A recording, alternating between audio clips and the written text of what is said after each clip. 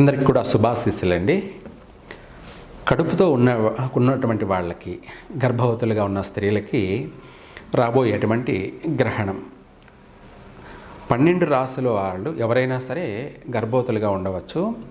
అయితే ఏది ఏమైనప్పటికీ ఈ రాబోయేటువంటి 7వ తారీఖు భాద్రపద శుద్ధ పౌర్ణమి రోజున, ఆదివారం రాత్రి పౌర్ణమి, సూర్యోదయం అయితే సోమవారం, కుంభరాశిలో శతభష నక్షత్రం పూర్వభాద్ర నక్షత్ర సంధిలో ఈ యొక్క చంద్రగ్రహణం జరగబోతుంది. చంద్రగ్రహణం అనేది మనకు ఉన్నటువంటి నవగ్రహాలలో సూర్యుడి తర్వాత చంద్రుడు. ఈ చంద్రుణ్ణి రాహుగ్రహం మింగబోతుంది. అంటే సర్పరూపుడైనటువంటి రాహువు ఈ యొక్క చంద్రుణ్ణి మింగడం. అయితే శతభిష నక్షత్రం కుంభరాశి అన్నాం కదా, శతభిష నక్షత్రాధిపతి కూడా రాహువు. ఈ రాహువు చంద్రుణ్ణి మింగి వదలడం, అది చంద్రగ్రహణం. ఈ పట్టు విడుపు సమయంలో కడుపుతో ఉన్నటువంటి స్త్రీలు ఎవరైనా సరే గర్భవతులుగా ఉన్నటువంటి వాళ్ళు జాగ్రత్తగా ఉండాలి. ఎందుకు జాగ్రత్తగా ఉండాలి, ఇందుగా చెప్తున్నారు అనుకుంటారేమో. వాళ్లకు కలగబోయేటువంటి పిల్లలు, ప్రెగ్నెన్సీ ప్రారంభమైనటువంటి వాళ్ళకి దీని ప్రభావం వల్ల అబార్షన్ జరిగే అవకాశం ఉంది. గర్భస్రావం జరిగేటువంటి సమస్యలు కూడా ఉన్నాయి. ఇదే కాకుండా ఇంకా కూడా ఒకవేళ అటువంటి సమస్య జరగలేదు అంటే కలగబోయే పిల్లలు మూగవాళ్ళుగాను, లేదంటే చెవిటి వాళ్ళుగాను, లేదంటే నత్తితో, అంటే మాట్లాడేటువంటి మాట నత్తిగా రావడం కానీ, నత్తితో కానీ, లేదంటే శరీర అవయవ లోపాలు, వరుమూతి కానీ, వరుముక్కు కానీ, లేదంటే కాళ్ళు చేతుల యొక్క అవయవ లోపాలతో కూడా జన్మించే అవకాశం ఉంది. ఇదే కాకుండా ఆ గ్రహణ ప్రభావం వల్ల కూడా పిల్లలు కళాహీనులుగా పుట్టే అవకాశం ఉంది. అంగవైకల్యం, దివ్యాంగులు అంటాం కదా, అలా అంగవైకల్యంతో పుట్టే అవకాశము ఉంది. లేదంటే కురూపులుగా పుట్టే అవకాశం కూడా ఉంది. నల్లగా జన్మించే అవకాశం కూడా ఉన్నాయి. ఇటువంటి ఈ గ్రహణ ప్రభావం అనేది ఏదో ఒక రూపేణ పిల్లలకి దోషం ఏర్పడే అవకాశం ఉంది. కాబట్టి కడుపుతో ఉన్నటువంటి ఆడవాళ్ళు ఎవరైనా సరే ఆ గ్రహణం రోజు ఆదివారం సూర్యుడు అస్తమించకముందే ఏదైనా సరే పండ్లు కానీ టిఫిన్ కానీ చేసేసి, ఆ తర్వాత వాళ్ళు పనుకునే ముందు వాళ్ళ ఇంటి బయట సింహద్వారం, ప్రధాన సింహద్వారం దగ్గర ఒక అరిటాకు పరిచి దానిపైన పుట్టమన్ను తెచ్చి వేసి, దానిపైన నవధాన్యాలు కూడా చల్లి, అలాగే దర్భ దొరకలేదనుకోండి, గరిక ఆ గుమ్మానికి ముందు, సింహద్వారం గడపకు ముందు వేసి పెట్టండి.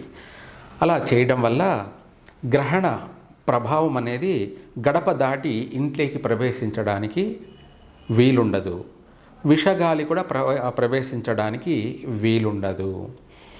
మామూలుగా చెప్పాలి అంటే, మామూలుగా తెలియదు కాబట్టి ఆ గాలి అనేది ఇంట్లోకి స్ప్రెడ్ అవుతూ ఉంటుంది. విషగాలి, షాడో కాబట్టి ఆ గాలిని మనం పీల్చుకోవడం వల్ల మనకు పుట్టబోయే పిల్లలు అనేది అంగవైకల్యంతో జన్మిస్తారు. కాబట్టి అది జరగకుండా చక్కగా అందంగా జన్మించాలి.